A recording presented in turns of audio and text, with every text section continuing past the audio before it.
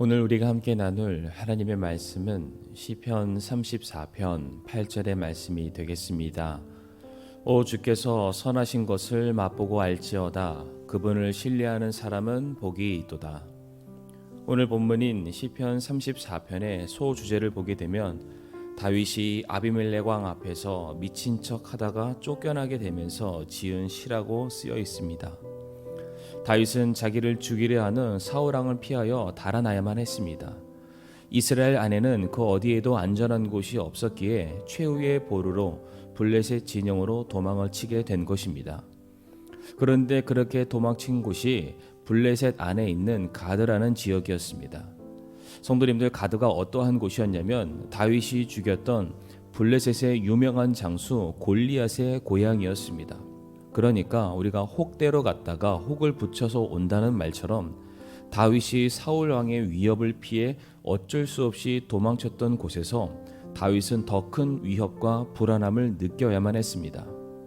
그래서 어쩔 수 없이 다윗은 자기가 살기 위해서 선택했던 방법이 바로 미친 척을 하면서 침을 흘리는 것이었습니다.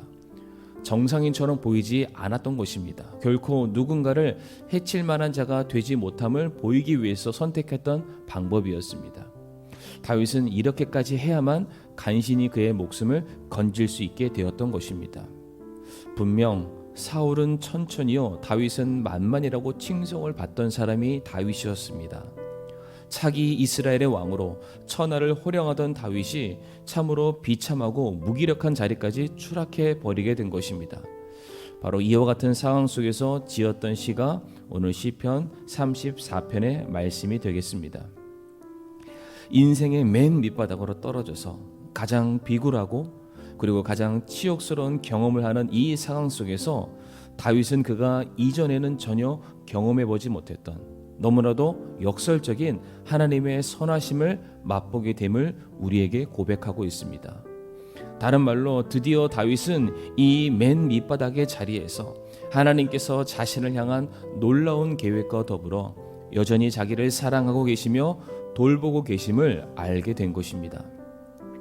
지금 다윗이 했던 이 고백이죠. 오늘 시편 34편 8절의 고백은 마치 욥이 했던 고백처럼 내가 귀로 듣는 것을 통해 주께 대하여 들었사오나 이제는 내 눈으로 주를 배웁니다와 정확하게 일맥상통한 고백이라 할 수 있습니다. 삶에 아무런 문제가 없고 성공 가도를 달리고 있으며 이렇게 행복할 때가 있을까라는 그 순간이 하나님의 선하심을 맛보는 순간이 아니라 모든 것이 다 빼앗김 당하고 다 잃어버리고 모든 계획이 완전히 무너져 내려버리는 순간이 드디어 하나님의 선하심을 맛보고 하나님의 긍휼을 경험하는 순간이 되었다라고 다윗은 지금 고백을 하고 있습니다.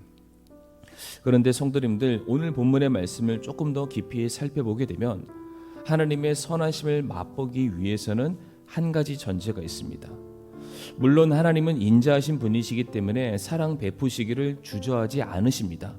하지만 그렇다고 아무에게나 하나님이 무조건적으로 사랑과 긍휼을 베풀어 주시지는 않습니다.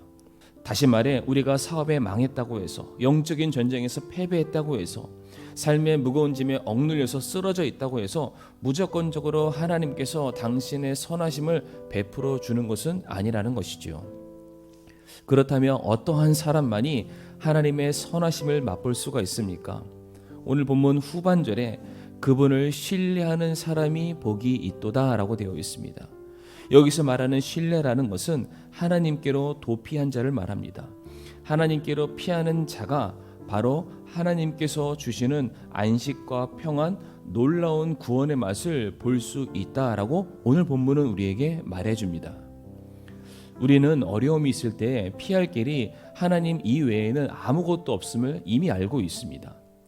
그러나 우리는 하나님을 찾아가기 전에 다른 곳에서 혹시나 나를 도와줄 사람은 없을까? 아니, 지금 내 문제를 해결해 줄 만한 또 다른 방법은 없을까? 찾아 헤매게 됩니다.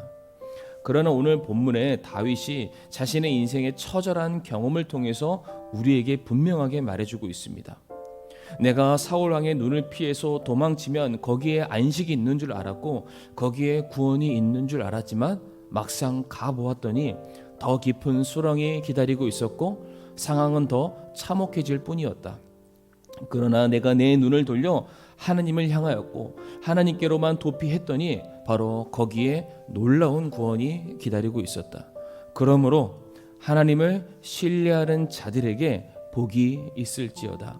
하나님께로 피하는 자들에게만 구원이 있을 것이고 하나님만 의지하는 자들에게만 하나님의 선하심을 그들은 맛보아 알게 될 것이다 라고 우리에게 가르쳐주고 있습니다. 우리는 지금 그 어느 때보다 육적으로 심적으로 힘든 시기를 보내고 있습니다.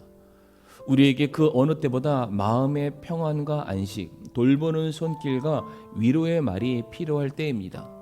그런데 그와 같은 것을 얻고자 다른 사람들을 찾지 마시고 이 세상을 헤매지 마시길 바랍니다.